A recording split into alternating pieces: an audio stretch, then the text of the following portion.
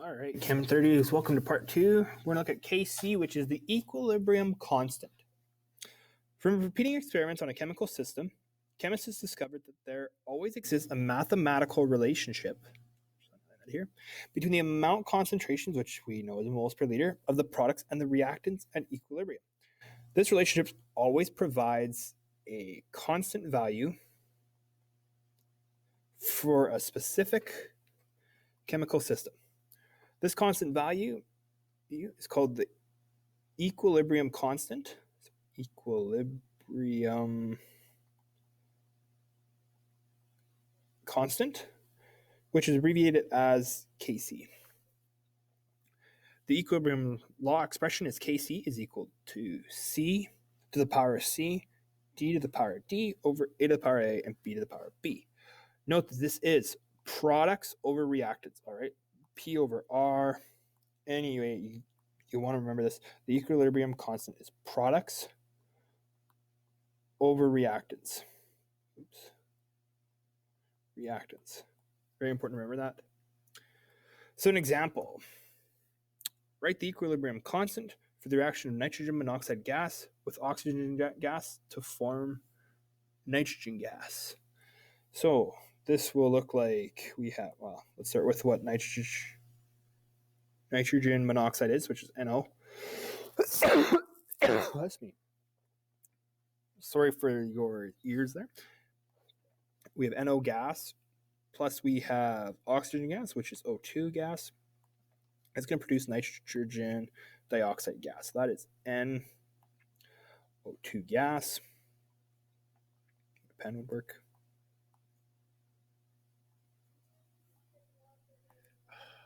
Having some technical difficulties here. NO2 gas. Perfect. All right. Now I need to balance this. And we got to balance this out by putting a 2 here, a 2 there, looking at the oxygens because I have 2 there, I have 2 there, and I have 1 there. So I need to balance that out to get that to 4 oxygens. So that's good. And then I can put a 1 here. Now, Kc is that we got to look at this formula here. I'll just put this in gold quick. Is this formula here? And so what we'll do is we will say this is my products. My product is NO2. And I can close my bracket. And then it's over O2 gas and NO gas. Now, what about these little letters here? The little d, little c. Those are actually our coefficients. So what I actually need to do is, this is NO2 squared. This is O2 to the power of 1. And this is NO to the power of 2. So that's to the power of. So when we have, for instance, let's go 3 to the power of 2. That's 3 multiplying itself by 3 multiplying by itself, which gives us 9. Just giving that example. So yes, let's say we had, for instance, if we had a 3 NO2, 3 NO2, we'd have NO2, and then it's not squared, it would be cubed, okay? Experiments have shown that the value of the equilibrium constant depends on temperature. The equilibrium constant provides only a measure of the equilibrium position of the reaction. It does not provide any information on the rate of the reaction. So rate is essentially the speed of the reaction. Substances in a gaseous or dissolved aqueous state have variable concentrations and must always be shown in an equilibrium law expression. Substances in liquid or solid state have fixed concentrations and are not shown in equilibrium law expression. An example we have, write the equilibrium law expression for the decomposition of solid ammonium chloride to gaseous ammonia and gaseous hydrogen chloride. So we have NH4Cl, and this is a solid, and it becomes NH3, which is a gas, plus HCl, also a gas. So my Kc is my products, which is NH3 multiplied by HCl over, but the thing is though, is that if I look at my state of NH4Cl, it's a solid. It means that I don't put that there. So my Kc is left like this. There's my equilibrium constant.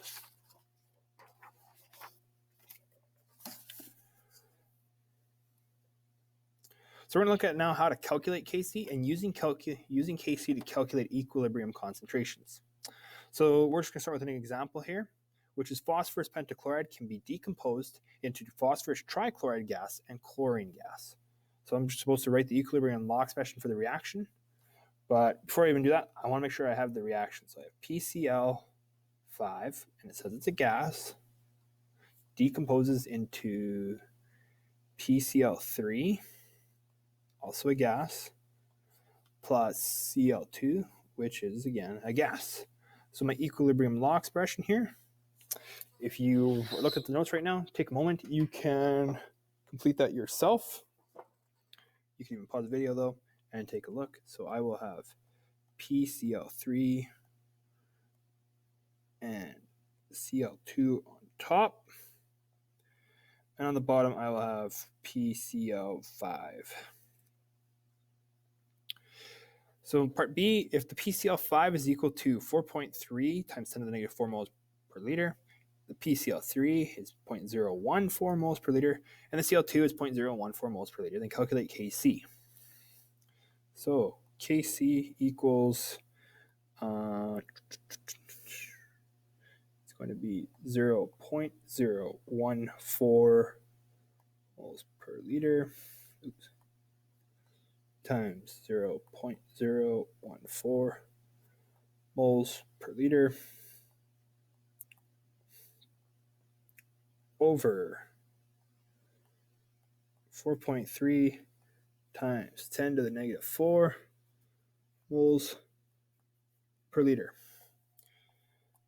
And yes, it is okay if you see this, well, if you see this as, well, PCl5 and PCl3 and Cl2 have the same concentration, and you wanted to say, well, it's 0.014 moles per liter, and then you just took it and you squared it over the 4.3 times 10 to the negative 4 moles per liter, you'll still get the same value, which is 0.46.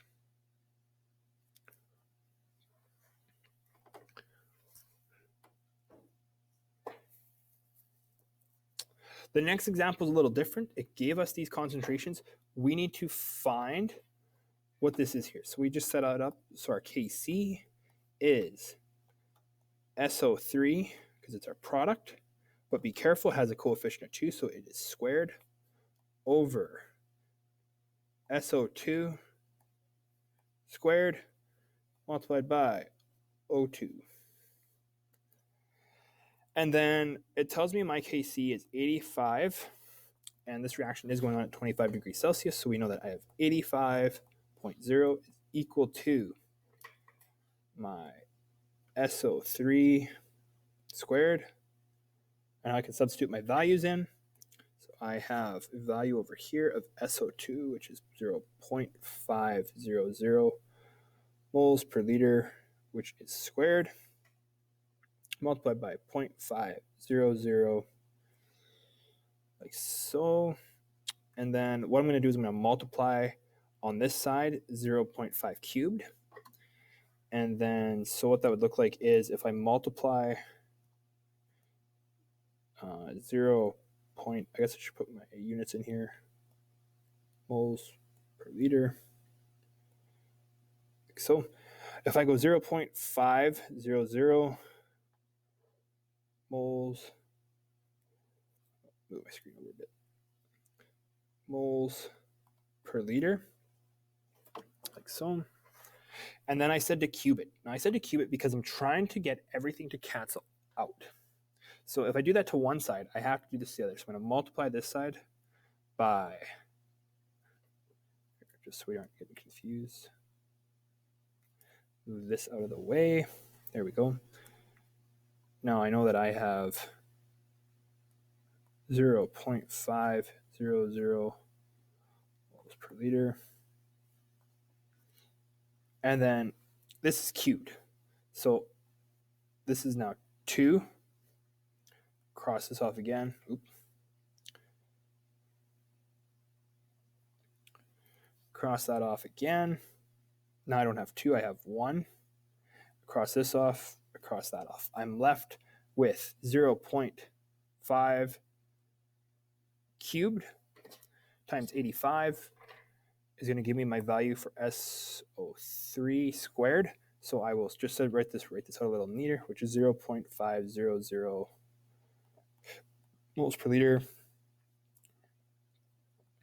cubed times 85.0 equals SO3 squared. Plug that in your calculator, and you will get an answer of SO3. Be careful when you have this square over here. You need to make sure that you square root this side too, so you can cross that off. And you're going to get left with an answer of 3.26 moles per liter. Just double check on your calculator. 0.5 to the power of 3 times 85. And then you're going to square root that, which when you square root, it should be 10.625. Square root of that is 3.26 moles per liter. So we've done that one correctly. And then we need to talk now about using an ICE table to calculate equilibrium concentration. An ICE table is used when we are missing one or more equilibrium concentrations. We can't calculate Kc without equilibrium concentrations. So ICE stands for the initial conditions we started with in the system. And then the change in concentration between initial and equilibrium conditions. And equilibrium, the concentrations at equilibrium. So the best way to do this is look at an example. So in the decomposition of hydrogen iodide, we start with 2.0 moles per liter of HI. At equilibrium, H2 is equal to I2, which is equal to 0.214. Find the value for our equilibrium constant. So we're going to start with writing our reaction down, which is decomposition of hydrogen iodide. So HI gas becomes H2 gas plus I2 gas. So I have 2HI produces 1H2 and 1I2. So my initial conditions, it tells me that I have 2.00 moles per liter. And then it's a decomposition. So that means I don't have any H2 or I2 in my system yet. I only have HI. My change, it says that these two are gaining 0.214. So we're gaining plus 0.214.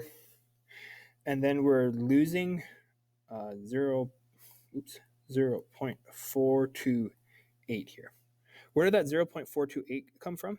What we would usually do, and I'm just going to move this down here out of the way for a moment, is I'm going to bump it over here. And we're going to write this out in a different way, which is what we'll often do is we'll go minus, because we're having a decomposition. So this is going to lose concentration. The reaction is going to proceed in the forward direction. So what we'll do is we'll often write this as x, and then we have to write the coefficient in front of it. This is the same thing. We have 1x, so plus x plus x. And then we get for these values down here, this is when we added 0.214, we get 0.214 there and there, which works out.